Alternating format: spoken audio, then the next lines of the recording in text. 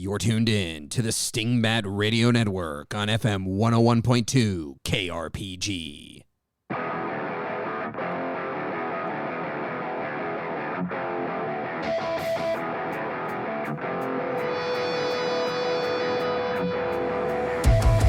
Welcome to Dungeon Master Diaries, a podcast about Shadow Dark and other role-playing games where two GMs talk about volume levels and their recent experiences at the table and hopefully give you something useful you can take to yours.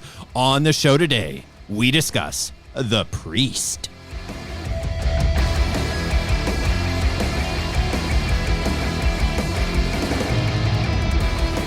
Hello there, sages and adventurers. My name is Jody, and with me, as always, is my good friend, technical advisor, mix master, and GM colleague, Matt. How's it going? You know what, Jody? As our friends across the pond are fond of saying, we were not singing from the same hymn sheet there. Oh, dude, that took me back. Thank you. I love that. And topical, no less. There you go. Nice see, do you see how I did that? That was beautiful. It was much better than the introduction music on my little slider here. The slider is a difficult tool to master. You know what else is a difficult tool to master? The priest class, apparently. And that's fascinating. That's what we're going to be talking about. So, Matt, why don't you take us to the table? I'd be happy to. This story comes from a recent side quest session of the Kindly Craw open table game. We're doing a little bit of a West Marches style thing here with a group kind of on the side. And they had climbed down into the bowels of this ruined and corrupted church underneath a temple to a faction that split from the Church of Gede sometime in the past. They are referred to as the Decay Druids. And they had found a secret entrance down, navigated to a side room where there's a large crevasse, and we find them in a crypt. And in that crypt, they know very little about what's inside there. They have only explored a couple of rooms of the dungeon. They haven't been able to pick up on all of the clues and telegraphing and foreshadowing about what might be down on this lower level. They hear moaning in the distance. They see wet footprints of a Sahuagin or a deep one going off in a different direction. They decide to go and investigate the moaning coming from beyond an archway. They turn the corner, their light aloft, and there, in the flickering torchlight, is a mummy. Now, these are level 2 and 3 characters, and they are outmatched. Let's say that. They don't have magic weapons. They are outclassed by... We've talked about mummies before on the show, Jody. They are awesome.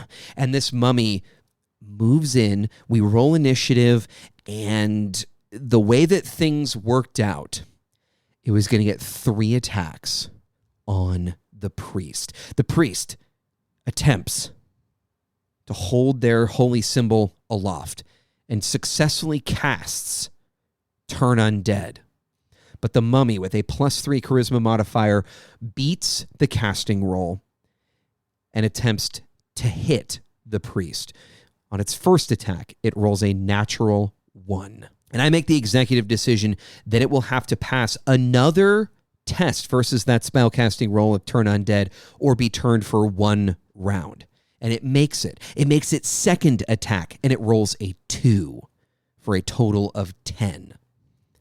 Does not beat or meet the AC of this now standing tall and proud, but also shaking in her boots priest. The final die is cast for the final attack, and it is another natural 1. And at that point, I ruled that this priest, standing there with her holy symbol of Gede raised aloft, would be able to turn this mummy for 1 round and 1 round only successfully, because she had just stood in the face of an undead of the supreme variety. Ooh, good stuff. Let us gather round the fire with these crusading Templars, prophetic shamans, and mad-eyed zealots who wield the power of their gods to cleanse the unholy. Dang, man. Another mummy featured in your game and scared the pants off the players, huh? The mummy might be my favorite. So I love mummies. I don't know if you know this about me, but I love The Mummy. I love the movie The Mummy. I think it's a great movie. I think many of its sequels are not as good, but I just love mummies as undead. They to me, they're straightforward. They offer very little in terms of nuance necessarily. I'm sure that somebody will point out that I'm wrong, but like, I just like them because they are more powerful undead that just should scare the crap out of people. And oftentimes in most of these games that we play, they're not actually that terrifying. I mean, maybe the D&D 5th edition one is, but I feel like I've run one of those and it was like, you're doing the level appropriate thing and the players take care of it and it's like, oh, it's scary, and then they kill it. Whoa, not in Shadowdark. No, when you cast the die and you mentioned rolling a 2 for your second attack, and then you went, does a 10 hit? And the players do that very simple math and go, oh. So that was a 10, huh? And you rolled a 2. That seems bad. Like, yeah, that's not great. It's not ideal. But today is not about the mummy. Today is about the priest. And that was an excellent moment that highlights one of the bespoke abilities of the priest class. It's turn undead. And I actually want to start there, take our turn with the undead. I found myself pondering this after a session I just ran where unfortunately the priest's player could not attend and they were heading down into a realm of the undead. Temple of Orcus. I just lifted the D&D lore on this one and went, Demon Lord of the Undead. And zombie goblins were running about for reasons. And they weren't going to have their priest to turn undead. I think, without getting too conceptual, turn undead is the only part of the priest class that I find myself scratching my chin at from time to time. And you made a ruling there that based on a couple of natural ones, which per the rules say something bad ought to happen to the person throwing down multiple natural ones. Indeed. You made a call that the turn undead would continue. What happened then? How did the turning work? Did the mummy run away? Did it cower in its wrappings? Did it resoil itself in the soil?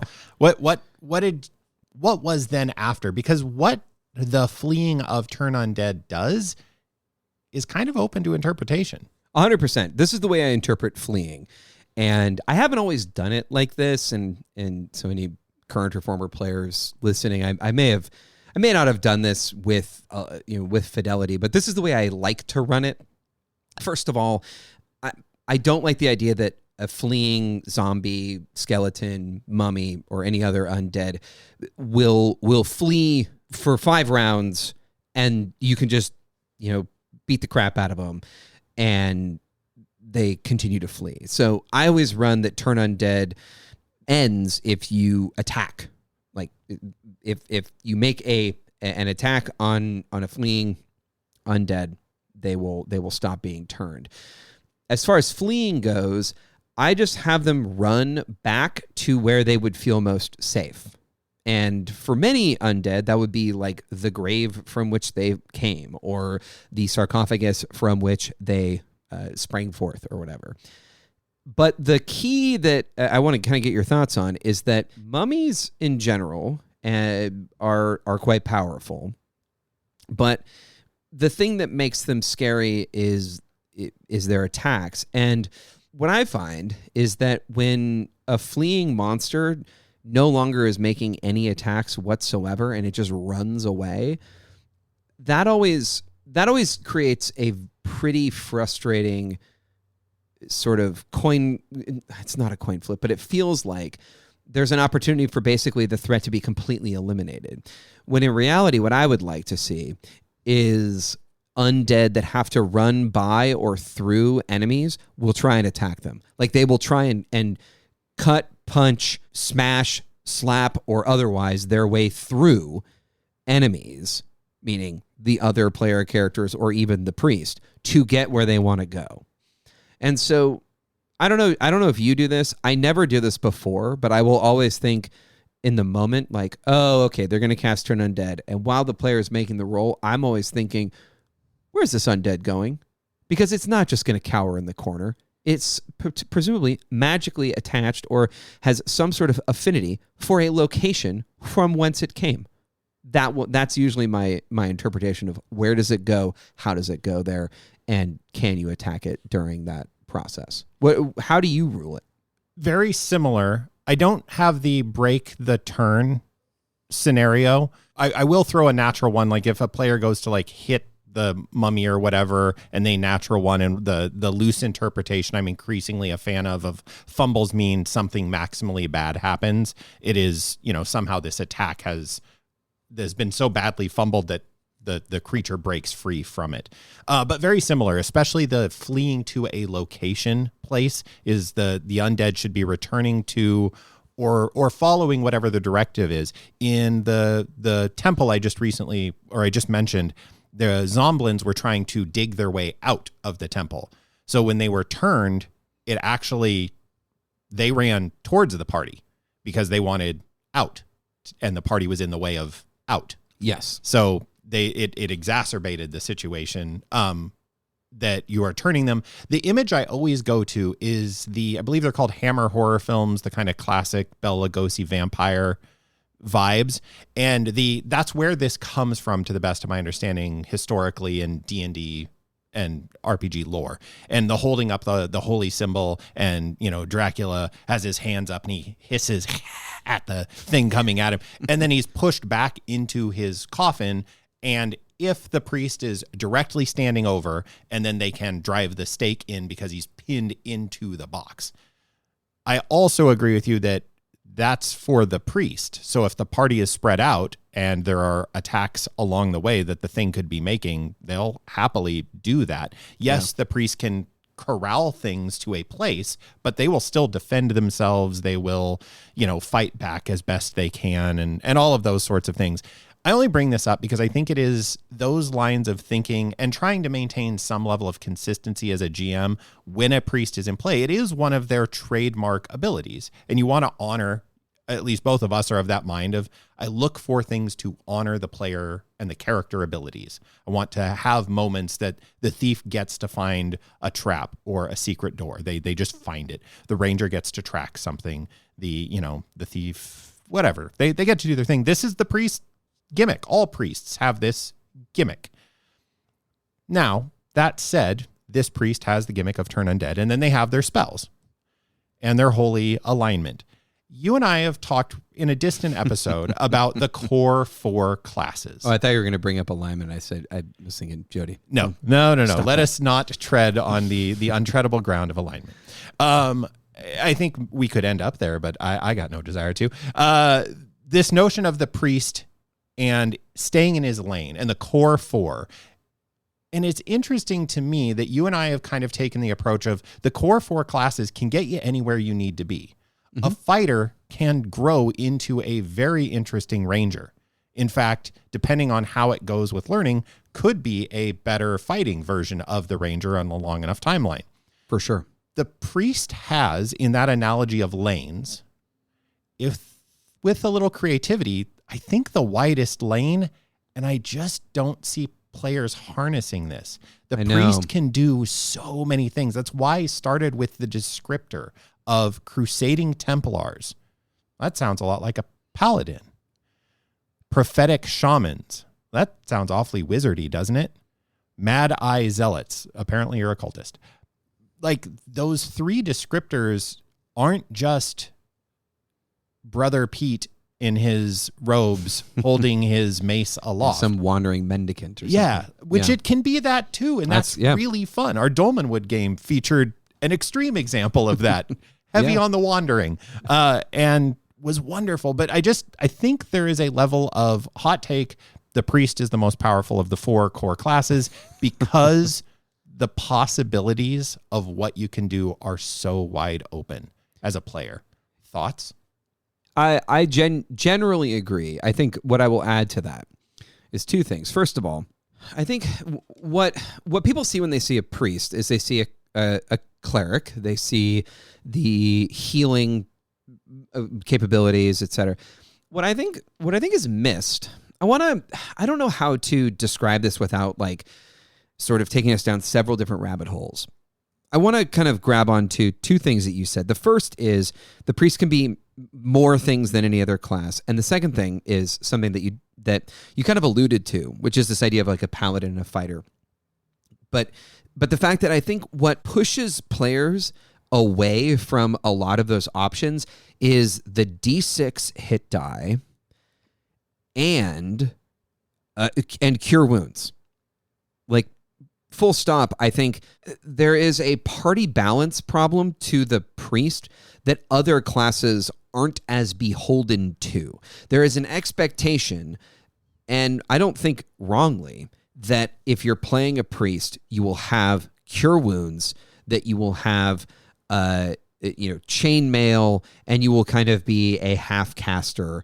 And I think what happens is there's sort of just an inertia that pushes you down a very, I don't want to say samey, but a fairly similar route, dare I say, build.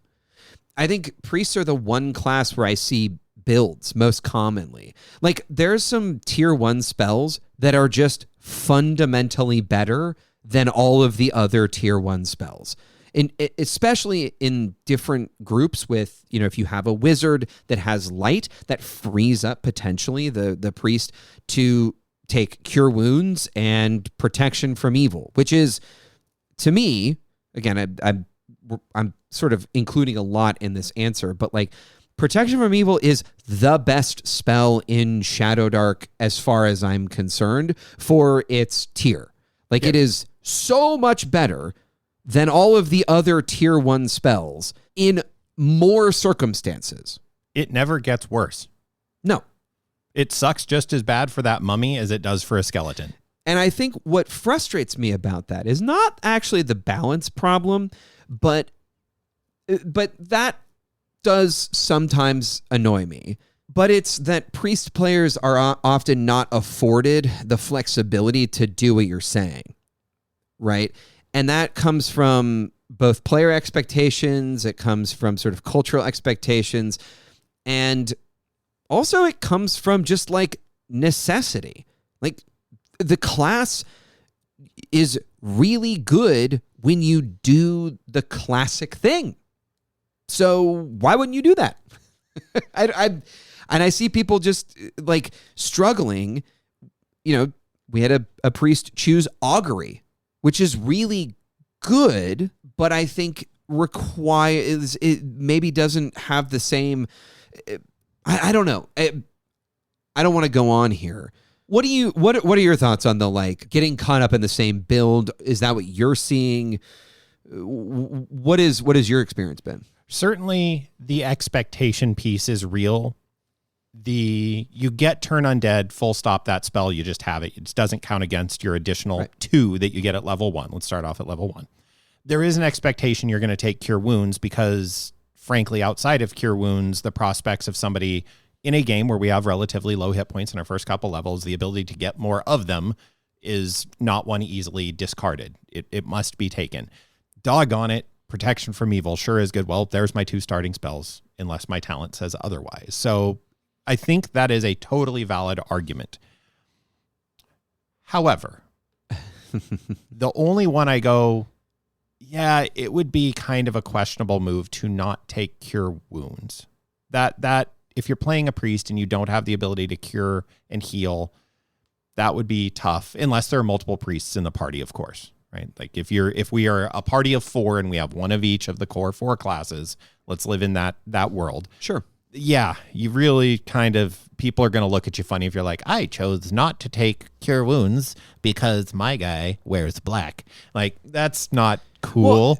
Well, so I'm going to interrupt. I think that there's an assumption that there's like an edgelordy kind of a vibe if you don't take cure wounds. Absolutely. Because ultimately you have to make some character reason for it, which I don't know. You extrapolate that out and it starts to become, you have to rationalize that choice more than almost any other choice in character creation. What I will say though is after that one singular spell choice, I don't know that I feel as strongly about any other spell. Is protection from evil outstanding? Yes, absolutely. Is holy weapon outstanding? Yeah, it gives you a magic weapon right out the chute. So see all critters that can only be whacked with a magic weapon. And the cool bit is it's not your magic weapon. It is reach out and touch somebody and your fighter just got a heck of a lot cooler. In our games, a number of times we have seen the person wielding the longbow and the priest reaches over and goes, tap, and suddenly we have a magic ballista. It's not bad. Also, we run into the bless problem at level 2, but the point I kind of want to emphasize is, yes, to your statement of there is this inertia. I mean, if you're on page 21 of your BRB, which is the priest spell list, there is the very, very cool drawing of the dwarf holding up a holy symbol and a skeleton is being turned and looks like he is thinking about his life choices, actually, which is kind of funny if you want to take a peek at the skeleton. It's a very dope drawing. I'm not mocking the drawing at all. It also, the hand placement looks a little bit like, which is kind of fun, which is fair if there's a priest pressing down on you and you're a skeleton and it's got its holy symbol and its hammer. I think that the other layer of this I want to bring in is whatever the deities or pantheon happen to be. Sure. And I think this gets left behind, at least in our play groups, too often.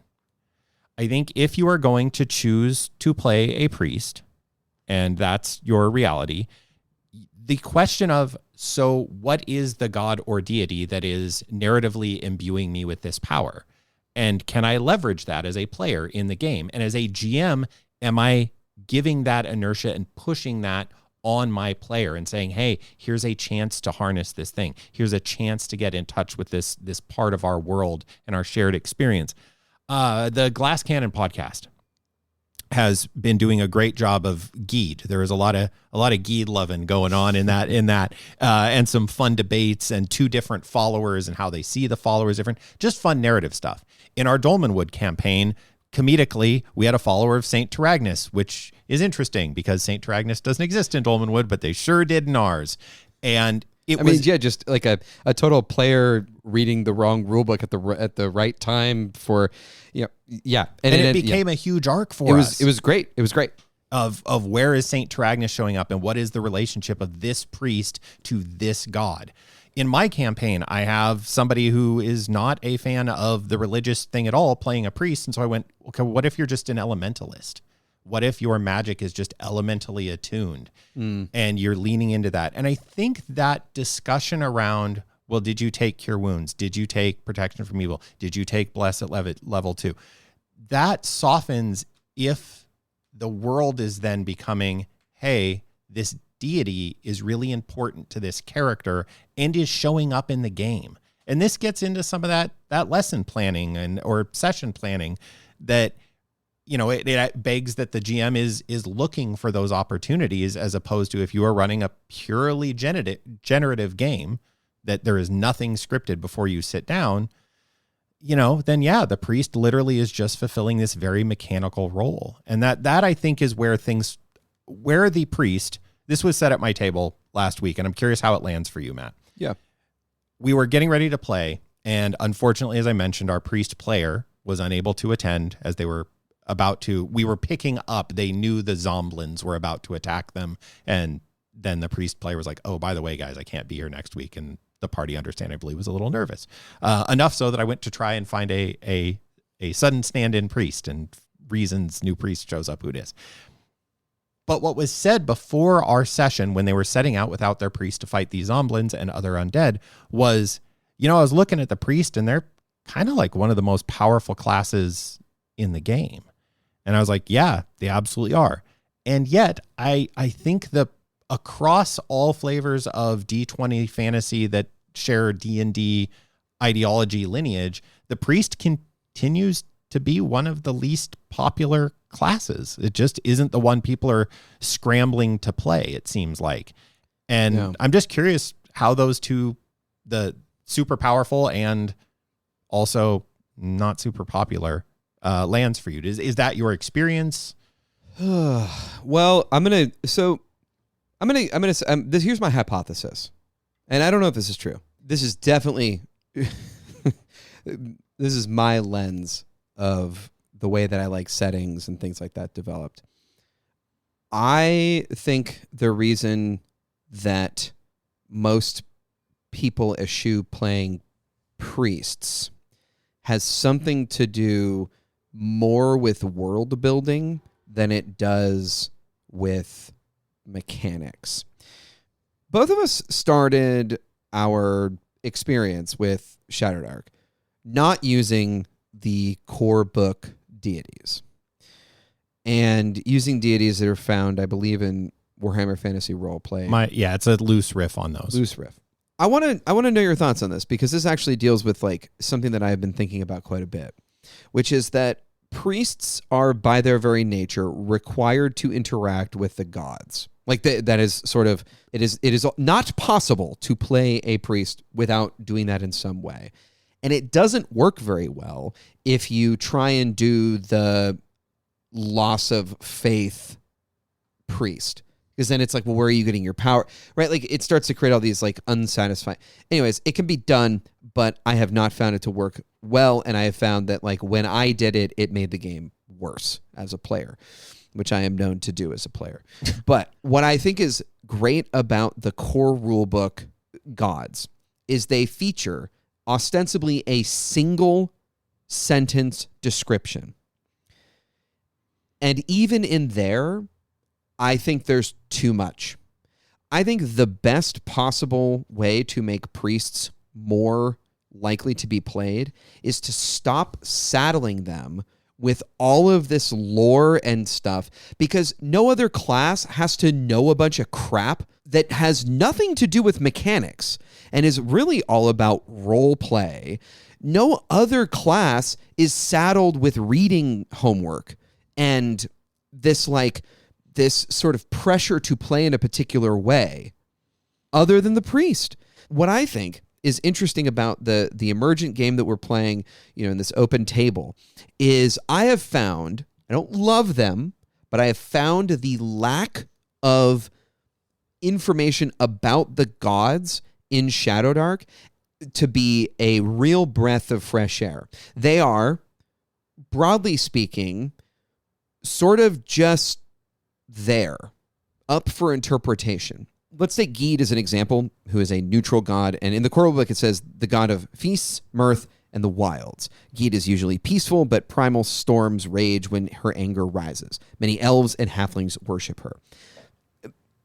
To me, there's actually too much here and also too little there. There's too much because you have elves and halflings worship her, which would seem if somebody's playing an elf, they're going to be kind of pushed into following Geed. And I never really liked that. I guess from a world building standpoint, maybe it makes sense. But then you also have feasts, mirth, and the wilds. That's a hard sentence to say. But also that seems to tell me, at least through my fantasy lens, that Geed is almost like a sort of fae, like mirth and parties and feasts and the wilds. And that is confusing to me because I'm trying to... basically what I would do with Geed is I would make Geed just the god of the wilds and of plenty. That's it. Full stop. And then instead of saying many elves and halflings worship her, just give a sort of, this is what priests of Geed might do, or followers of Geed might act or do this. And that would make these entries more useful because they would provide a little bit of information. And if they're trying to world build, there's not enough here to do the world building. So just provide a framework and then let the players and the table take it in whatever direction they want. What I see, and this is my last point, what I see a lot in the role-playing game community is a desire for the real world to inform role-playing. Would this particular maneuver of swinging across the chandelier, how would this be in real life? And let us use that to set the DC, right? Or things of that nature. How would this weapon work in real life? The one place that no one ever wants to talk about how things work in real life is religion in games. You know how religion works in real life? It's super messy. No one believes the same thing. And people interpret it different ways at the same church. This makes me very upset, Jody, because it reflects a narrow and I think pretty reductive form of understanding of how religion functions in the real world, which is fine. But in the game world, it actually forces players to play in a way that their character might not want to eventually. And then they're at odds with not only the mechanics of the game, they're at odds with the game world, and they also end up being in a place where they feel trapped. I have felt this way before, and it frustrates me. Anyways, that's a lot, and it's very sort of philosophical, but it's the way that I feel. I support you and your feelings. And my question is this, because I have my answer. Sure. And my answer stems from partial agreement with you, and something I've actually tried to combat in my own world building. You and your combat, Jody. Yeah, well, it's a noble. Jody, did you know that combat is a fail state? You son of a gun. It's my crusade, if you will. Oh, God. There we go. Right. So we have said a bunch that there is a truism, not full correctness, to the notion that creativity loves boundaries. Indeed. What I'm hearing you say is the religious boundaries are too rigid here. That you are fully having to embody. I liked your reading homework. That you're a priest, therefore you have reading homework. Here is your page of your multi-page lore dump. You're required to know and accept, because not only do you have to know your pantheon, your god. Yes. You have to know what all the other ones do is too. That, and therein, yes, and I think they're defined in ways that they shouldn't be defined. Anyways, so continue. My solution would be this. So what does it look like to give a priest? And my answer comes from, I'm gonna equivocate my answer a little bit. Is my solution comes from trying to go, how are priests all these different things, right? That class descriptor, that we're all those things. Yeah. And I'm stealing straight up from 5e, which is domains. What if your deities we don't even necessarily need to worry about deities anymore. Here are a list of domains. This is how your priest manifests their faith. It is through war. You're a war priest. You manifest through war. Okay, cool. You're a life priest. You manifest through the sanctity of life. We can get into the pantheon and the gods and who you might worship, but we don't need to. You just believe in the sanctity of life, and you have natural magical abilities tied into the greater world. And this is where my water priest idea came from, was you just are tied into the elemental plane in some way as an elf, because my elves don't believe in theology the way the humans do. That's enough of my lore dumping. But they do believe in the natural world, and they have affinity for certain elements. So you're an elven priest? Cool. What element do you dig on? That's where your power comes from. And it manifests through the water of life, healing spell. It manifests through a magic weapon. It is a magical blade of water shows up, and that's your magic weapon, right? Like it can take on whatever wrapping. But my point being is that notion of 5e, and they went domains. This word is how you interpret your divine powers. And then 5e goes further and goes, and here's 75 million pages of very specific rules for how you do that. Okay, well, but we play Shadow Dark, so we go, hey, here's this domain. So that's actually, when looking at, it's funny we're on this topic.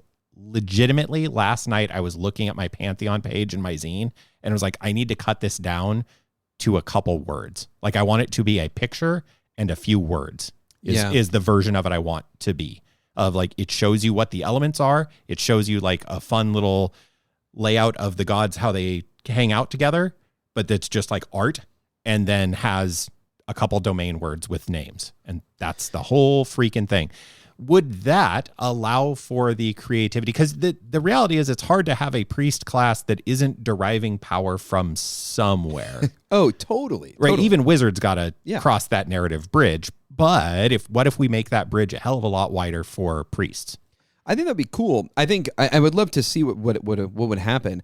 I think for me, I think we define the gods, and I think we define, this is again getting into some of the way that I think about kind of the way that you theologically think about a fantasy world. I've never liked that gods are defined in the way that they are. Like the domains are fine, but and maybe this is just my current love and desire to basically make everything about sort of like Southern Gothic, Cthulhian kind of like I find that when the gods like that because the gods must be real in a fantasy setting, they create the ability for these priests to do their thing, yada yada yada. What I think is more interesting is when they still remain somewhat unknowable. I think that when people build their own worlds, the gods are like the place where people do all of this world building because it's so open-ended, and GMs get into a lot of trouble because the only person that cares about your world building is probably you. And I see that sort of reflected here, that we've talked about this a lot, that the core rulebook has a lot of assumptions about a world built in, and I think that I basically, I'll own this, I have read none of these. I know that Saint Agnes is like a holy night. I know that Geed is like about the wilds. I know that Madeira, I honestly actually don't know anything about Madeira. I don't really care. I think it's like she's lawful. Okay, cool. I know that Ord is about secrets. Great. That's literally all I know. And if that's all I knew, we would be fine. Because all three of those are different. Saint Agnes, kind of paladins, Madeira, law, whatever that means. Okay, cool. I don't need any more. Stop it. This might be just my deep-seated annoyance at most fantasy stuff being way too concerned with itself. Possibly. I mean, that is also for many people the fun of the whole darn thing. I find it unbelievably annoying. Yeah, it's yeah. I can only imagine, as the person of the two of us who's like, I enjoy building my own world. I also know as a player, you were like, I'd rather not know. And I was like, all right, cool. So that, and again, it's different, hey, thank you, Elusive Shift. We're all playing a different game. What I'm hearing you say, though, is in my personal household, we use the phrase that should is a dirty word. Stop shoulding on yourself is a thing we say in my house to monitor and take care of each other's mental health. There's an awful lot of should getting on priests. Yeah. Okay, and there you go. That's kind of rough. You got us back on track. Yeah, I did. If you're going to play a priest, there's a lot of should. Now, the other statement I made a little bit ago was priests are maybe the most powerful class. Why? What? Matt, get back on your soapbox, but this time you got to put on, you had the drama mask down. Now you got to put the other drama mask on and get excited about having, I'll be honest with you, man, when we played Dolmenwood and my lovely little priest got nuked by a fellow player, I was genuinely a little bummed because both narratively, it was very fun that I just had made that character and was like, I like the other priest because we had two priests in the party and my priest had heard legend of this other priest and was like, I'm just going to be like straight up little hype man following him around. And it was dope. And then he got nuked and I was sad. And it was kind of cool because he got nuked by another player, but that's another story for another day. But also was a little bummed because I was like, we already have the quintessential classic priest. Bunk Weevilman, that was his name, was the quintessential classic traditional priest. He healed, he magic weaponed, he did the priestly things. And I was like, I can explore different parts of being a priest because we're already covered. Sweet. I agree that priests, I think, are the most powerful class. When I look at the priest on paper, I'm like, oh man, the stuff you can do. What do you see? What jumps out to you that is extremely cool about if you are going to play a priest and you're like, I kick butt?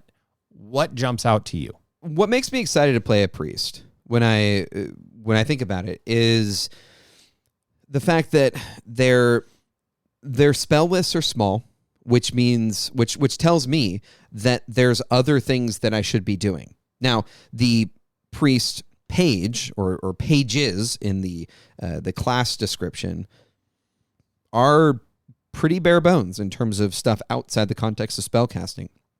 You've got your deity that you must follow, and otherwise they take away your power. Again, the only class that can literally have their entire class taken away from them. You can't take a fighter's class away. You could kill them, but you can't make a fighter no longer be able to be a fighter. You're shaking your head like you can. No, I'm shaking my head like it would be a long stretch to just fully like you're not a priest anymore. But right, but it's written in the rule book, right? Like in the deities section, it literally says priest must choose one god to serve faithfully. A priest deity can revoke the gift of spellcasting if the priest commits blasphemous acts. Nowhere else in the rule book do the rules say if a fighter doesn't hit something with their sword, they get their sword taken away. So I think what is interesting is that there's something else I'm supposed to be doing. And what I see here is the thing that I am supposed to be doing is fighting. And fighting for the thing that I believe. Like, to me, priests are the class that somewhat requires a core belief about the world. Instead of a deity, what I like about priests is that when I choose my spells, I'm thinking about the priest as a character more than any other character class, because you don't get to make very many choices. When I'm a wizard, I'm basically thinking, do I want to be kind of useful, or do I want to just blow stuff up with fireballs? Until you get up to the upper echelons, and then everything is, it's like... Well, then you just wish it went away. Hey, I just wish my problems were gone. But what I appreciate about the priest is that it gives me, as a player, the opportunity to be flexible, like you said, because I end up kind of not really caring about my god all that much. Not that I'm not following its tradition, but I'm more invested in the character and how this sort of faith manifests in the character. And the priest spells are just awesome. They're really good. And when you get to tier 2 and you're faced with do I take bless or another spell, to me, that's less of a problem than do I take cure wounds or another tier 1. Bless is amazing, and certainly depending on the proliferation of luck tokens at your table, it will be more or less useful. But to me, augury and blind and deafen are insane. They're amazing. The thing that I find most interesting about the priest is that your magic to hurt things is actually pretty minimal. And so to me, you should be fighting for the things that you believe, fighting for the things and really you should be putting yourself in harm's way. That's what I like about priests, is their ability they are the only class with D6 hit points and in the core book. And I find that to be a thing that most people see and they think, oh gosh, this is not a combat class. And I see it and I go, put me in the fray, because I want to embody that sort of holy warrior. And I think that piece is undeniable. I mean, if we're staying in the core book, you got the fighter with their D8, you got the priest with the D6, and then the other two got D4. Certainly looks like if you're using hit points as a resource, eventually the priest is number 2 on the list of hit points.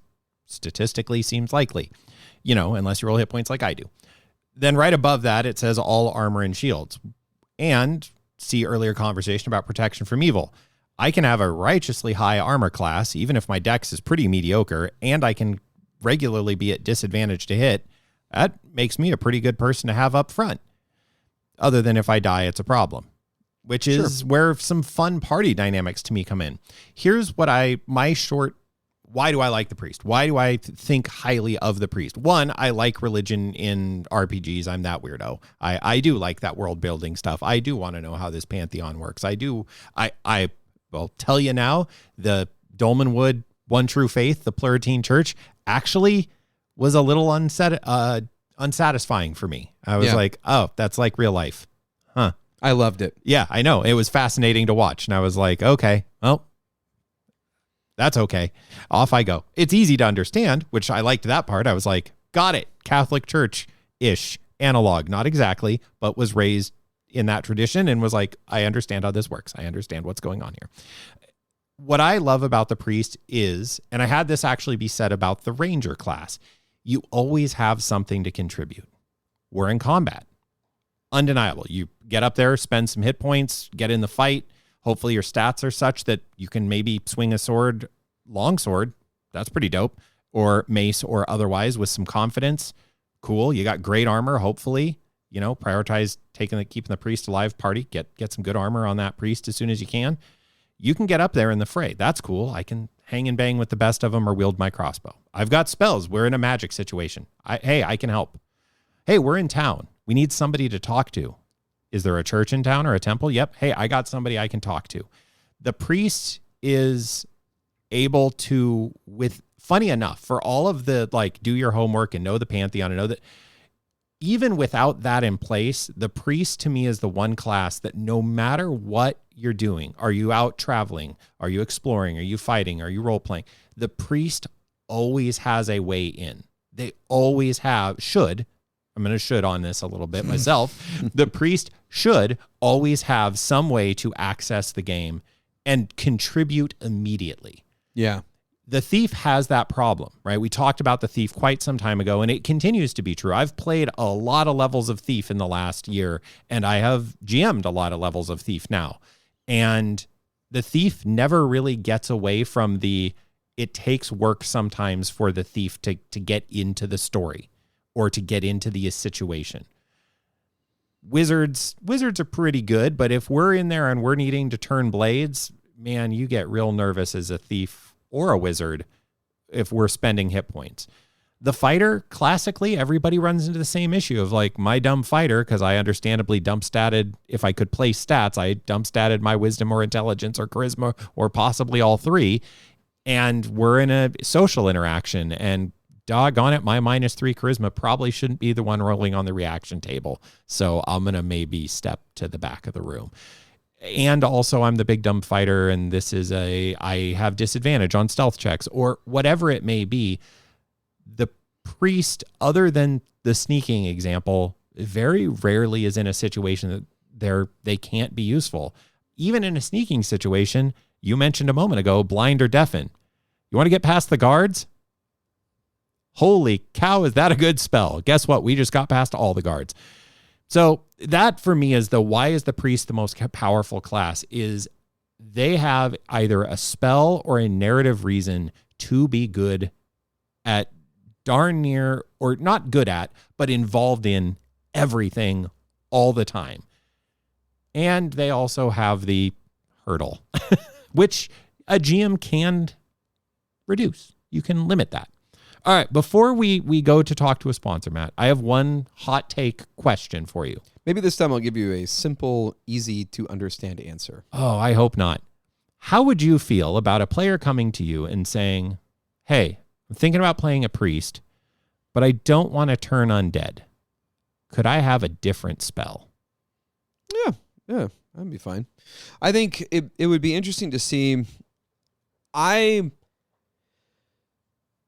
Yeah, I mean, Turn Undead's interesting because it is yet another narrative choice or world building choice, right? And it obviously comes from the sort of lineage of D&D that Shadowdark is drawing those from. Classic old school vibes. Yeah, and it's present in 5th edition. But even 5th edition D&D, it was you can also do some other stuff with your channel divinity, and you're not locked into Turn Undead taking up a quote unquote slot.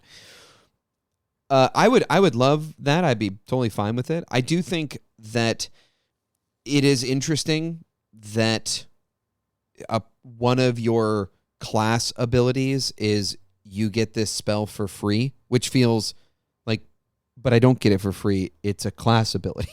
Right. And also I get fewer spells than the other spellcasters. So right. Was it free? Yeah, right. Thou shalt. Yeah. To stay with priest. Yeah, I'd be fine with it. I want to say the priest spells. I want to call out a couple of them sure. on that note. If I were doing it and I could choose 3 tier 1 spells because I've been granted the opportunity to give up Turn Undead. I would probably choose Cure Wounds, Holy Weapon, and Protection from Evil. If then let's say I get up to tier 2, I'm probably going, depending on the kind of quests that we're going on, I'm probably going, maybe Cleansing Weapon. I think Cleansing Weapon is great if you're going up against undead. But if not, I love Blind and Deafen. It is it has ruined my day as a GM, and I think it's an underrated tier 2 spell. Augury is also great. And then I'm not going to do this for the entirety, but like tier 3, the ability to mass cure is just so good. But I think the other thing that has been somewhat I don't know. I see this. I don't see this come up very often, but restoration, the ability to expunge curses and illnesses, was used numerous times in our Dolmenwood game, and in the right circumstance and in the right game is just like super powerful. And then, you get up to tier 4 and tier 5 and you have the problem of the wizards have, which is that all those spells are good. They become answers to questions that you can just roll a die and fix. So to me, what I see in the priest is not unlike the wizard, but in a different way. I see a toolbox, and I agree with your answer that you always have something to contribute. And I suppose what I should have said earlier when I said you're always fighting for something is you are a team player, and you are always able to fight for the things that you want to fight for. You are always able to contribute is a much better way of saying it. And so I think priest characters owe it to themselves to find things to fight for, and I just wish that pantheons were a little bit less prescriptive about how to do that, or if they are prescriptive, they did it in a way that was less homework and more granting the player examples and fundamentally telling them, like, these are some things that you might do if you choose this god. I think that's fair, and I look forward to when you write your own pantheon. Although, unfortunately, you prompted another question. Doggone it. No, it's fine. The question is this. When we're role-playing, especially as players, as GMs, we get to be the world, right? And we're interacting with every player at the table, and we get to share in their character in some way because we're revealing the world to their character. And so if as a GM you're doing anything that is bespoke to the character, you get to share a little piece of every character at the table. Genuinely, one of my favorite things about GMing is looking for opportunities to do that very thing. When I'm a player, I'm the main character. Me. It's my character. This is the story of my thief, and they're merry friends. This is the story of my fighter and his assistants, right? Like whatever it is. It's not that much. I'm not that egocentric. However, do you think that's part of why priests sometimes are unpopular? Is they're the consummate team player? And so there's an expectation that you will be helping everybody else. You don't get to be the center of attention. Totally. I think it's wrong, but I think it also is. I think the fact that you are expected to be. I mean, the thing we never said that maybe we'll say here at the end is that the priest just buffs all the other characters. Like that's sort of and by that I don't mean the sort of like World of Warcrafty kind of buffs and debuffs and things, which priests do definitely have. What I mean is having a priest around immediately makes the party more survivable and more capable in many ways that really no other class sort of with the level of immediacy and mechanical immediacy. All the other classes, you kind of have to either be in the right circumstance, combat for the fighter, or you have to be creative, thief, or you have to kind of pick a lane, wizards, utility, etc. And, the priest, you're making people more survivable with cure wounds. You're making them able to hit things that couldn't normally be hit with magical weapons. The sort of the list goes on. And yeah, I don't know. I think that my hypothesis that they are too connected to gods that are too specific, and people's views of religion and understandings of religions are more idiosyncratic, and fantasy worlds do a bad job of allowing people into pantheons. That's my hypothesis. But I think yours is reasonable too, that like you don't get to really be the main character. I don't know. I think my story at the top of the show sort of like that character was the main character in that moment. You could argue, though, that it was something that was happening to them that made them the main character. They didn't, but I don't know. I would be interested to see, because I don't know that I fully agree with you. I think that it's an interesting point, but I still would come back to, I think it's more of a homework and a pigeonholed into playing a certain way reason, more so than it would be a lack of main character capacity. I agree. I was yes-anding. I think there is, but we need friction and disagreement to drive engagement. Agree. I think people don't admit to the second one. I think everybody will go, yes, and sagely stroke their chins and agree about the Pantheon. I agree with the Pantheon, and I love that stuff. What I wonder if quietly there's also a problem of, but if I'm the priest, I'm never answering to me. I'm answering to my deity. I'm answering to my party. I am always second. And that might be it. Jody, does not feel that way when I play a priest at all. However, I undeniably watch, for all of the reasons we've discussed, players be hesitant to take on the role of priest. And I wonder if the kind of quiet, we don't want to talk about it or pick at our feelings too much version is maybe more of that than we let on. But I think we've gone maybe too philosophical, and it's time to engage in some good old-fashioned capitalism. Jody, this episode of Dungeon Master Diaries is brought to you by OrdVPN. Now, in the Shadowdark, knowledge is power. And your greatest weapon is making sure that your enemies have no knowledge of you. That's right. You want to stay unseen. Whether you're sneaking past ancient wards or evading a rival's scrying crystal, keeping your whereabouts hidden can mean the difference between life and an untimely death. Jody, you know something about an untimely death, don't you? Dude, too soon. It was last weekend. I didn't kill your character. I almost did. But that, you know why? Because the enemies knew where you were. You were right in front of them. And that's where OrdVPN comes in. With OrdVPN's patented anti-scrying veil, you can cloak your true location from even the most powerful diviners. No wizard's orb or rival guild's prying eyes will ever know where you are or where you've been. Jody, you have been using OrdVPN for quite some time. What have you been up to that you don't want anyone to know about? Man, that's private. I'm not putting that on the air. What I will say is OrdVPN's new friends, family, and leave me alone filters really work wonders.